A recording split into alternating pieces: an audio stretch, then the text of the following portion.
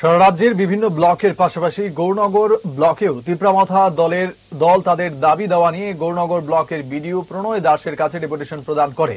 তিপ্রামথা দলের দাবি দ্রুত ভিলেজ কমিটি নির্বাচন আয়োজন, 125 নম্বর সংবিধান সংশোধন বিল কার্যকর এবং অন্যান্য প্রাসঙ্গিক ইস্যুগুলি নিয়ে কার্যকরী পদক্ষেপ গ্রহণ। এদিন তিপ্রামথা দলের এমডিসি ধীরেন্দ্র দেব বর্মা, সিটিজেন ফোরামের রাজ্য কমিটির সভাপতি রঞ্জন সিনহা এবং মহিলা সংগঠনের 59 জেলা কমিটির সভাপতি রেশমি দেববর্মা সহ দলের আরও নেতৃবৃন্দ উপস্থিত ছিলেন। তারা বিভিন্ন গুরুত্বপূর্ণ ইস্যুতে আলোচনা করেন এবং প্রশাসনের কাছে তাদের দাবি দেওয়া তুলে ধরেন। আজকে আমরা শুধু আমাদের গৌরনগর ব্লক নই, আমরা সারা ত্রিপুরা রাজ্যব্যাপী প্রত্যেকটা ব্লকে আমরা আজকে মেমোরেন্ডাম সাবমিট করছি।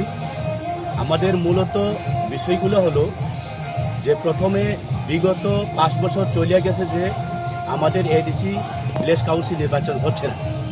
তো যথাযথভাবে আমরা নির্বাচন কমিশনের কাছে আমরা আমাদের থ্রো ভিডিও আমরা এই বার্তা পৌঁছে দিতে চাই। এর জন্য আমাদের আজকে ডেপুটেশনের মাধ্যমে আমরা মেমোরেন্ডাম জমা দিচ্ছি।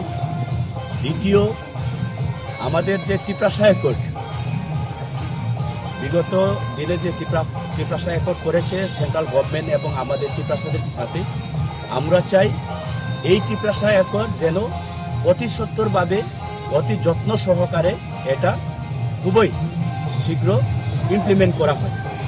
তৃতীয়, এর মধ্যে আমাদের দাবি রয়েছে যে অলরেডি সেন্ট্রাল গভর্নমেন্ট এবং কোনো সময় শুনতে পাই আমরা রাজ্য সরকার অনেক সময় বলে থাকি যে 125th অ্যামেন্ডমেন্ট ত্রিপুরা রাজ্যে ইমপ্লিমেন্ট করা হবে, কিন্তু কবে করা হবে?